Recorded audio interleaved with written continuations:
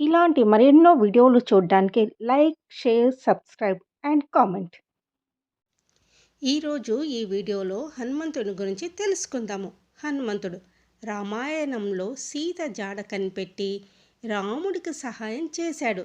సంజీవ పర్వతాన్ని తెచ్చి లక్ష్మణుడిని ప్రాణగండం నుంచి కాపాడాడు.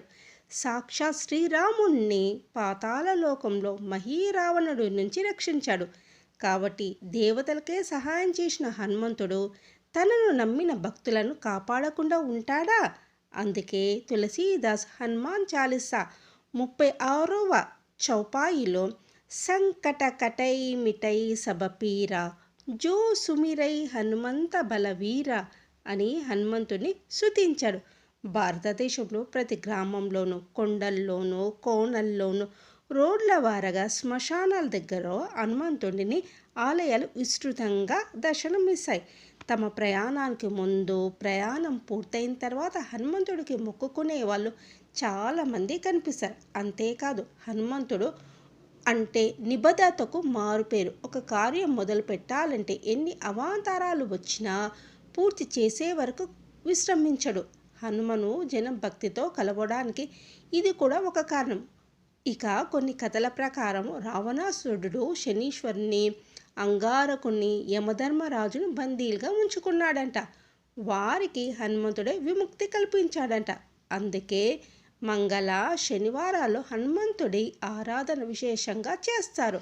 దీనివల్ల దురదృష్టం, కష్టాలు తమ దరి చేరవని నమ్ముతారు.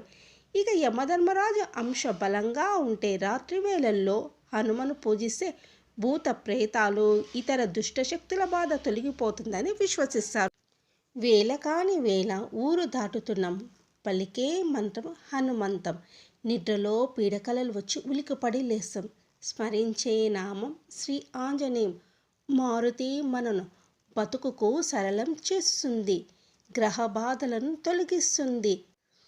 భూత పిచాచ నికట నహి ఆవై, మహావీర జపనామ సునావై. తులసీదాస విరచిత హనుమాన్ చాలీసాలోని 24వ చౌపాయి ఇది. మహావీరుడైన ఓ హనుమంతుడా, నీ నామం విన్న వెంటనే భూత పిచాచాలు మన దరిదాపులోకి రావడానికి కూడా భయపడతాయి అని దీని అర్థం. మన మనసు ఆందోళనకు గురైనప్పుడు, మనం కలత చెందినప్పుడు ఇంట్లో పెద్దలు హనుమాన్ చాలీసా చదువుకోండి అని చెప్తారు. ఇలాంటప్పుడు ప్రధానంగా ఉచ్చరించేది ఈ భూత పిచాచ నికట నహి ఆవై చౌపాయినే. దీన్ని స్మరిస్తే మనకు భయం అనేది దూరం అవుతుంది. ఆధునిక మానసిక శాస్త్రం ప్రకారము వైద్యం అభివృద్ధి చెందకముందు మనకేవైనా మానసిక సమస్యలు, రుగ్మతలు కనుక ఉంటే మన పూర్వీకులు వాటిని భూత ప్రేతాల నుండి తలెత్తినవిగా భావించేవాళ్ళు. భూతాలు నిజంగా ఉంటాయని నమ్మేవాళ్ళు.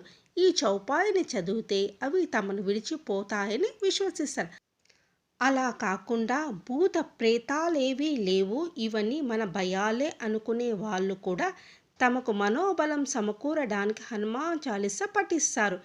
ఈ నమ్మకం హనుమంతుడి నామస్మరణ గొప్పతనాన్ని వివరిస్తుంది. రాజస్థాన్ రాష్ట్రం మొహందీపూర్లో బాలాజీ హనుమాన్ దేవాలయం ప్రత్యేకమైనది. ఇక్కడ స్వామిని దర్శించుకుంటే భూత ప్రేతాలు, దయ్యాల పీడ విరగడవుతుందని నమ్ముతారు. మానసిక ఆందోళనలు మాత్రమే కాదు, శారీరక ఆరోగ్యాన్ని కూడా హనుమంతుడు సంరక్షిస్తాడు. వీరాది వీరుడైన హనుమంతుడు మన రోగాలు, బాధలను పారద్రోలి ఆరోగ్యాన్ని ప్రసాదిస్తాడు.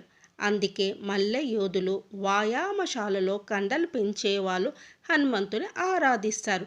అంతేకాదు, మరణాన్ని తప్పించే సంజీవని పర్వతాన్ని తెచ్చిన కారణంగా హనుమంతుడు భారతీయ సాంప్రదాయ వైద్యం, ఆయుర్వేదంతో కూడా సంబంధం కలిగి ఉన్నాడు. మానసిక, శారీరక ఆరోగ్యాన్నిచ్చే యోగశాస్త్రంలోనూ ఆయనకు అనుబంధం ఉంది.